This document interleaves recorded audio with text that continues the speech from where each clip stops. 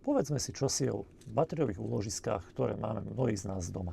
Každý, kto má fotovoltiku, isto uvažuje o tom, že bude mať aj batériové úložisko. Keď má na to priestor, prečo nie? Je to istá výhoda. Čo ale teraz? Kam ho umiestniť? To je večná dilema. Určite neumiestňujte batériové úložisko v obytných priestoroch. V prípade požiaru alebo výbuchu by vás tento mohol priamo ohroziť. Batériové úložisko má byť v nejakej technickej miestnosti.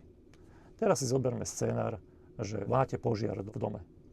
Batériové úložisko začne horieť a požiar batériového úložiska je takmer vždy sprevádzaný jeho výbuchom. Čo sa teraz stane, keď vám vybuchne takéto volačo? Tlaková vlna vám môže poškodiť okolité steny a narušiť statiku domu. Preto je dôležité, aby bolo batériové úložisko v takom priestore, ktoré má nejaké veľké okno, alebo napríklad v garáži, kde je veľká garážová brána. Do budúcna preto, ak budete uvažovať o umiestnení batériového úložiska, rozmýšľajte aj nad dôsledkami, ktoré to môže mať a môže ohroziť vaše zdravie.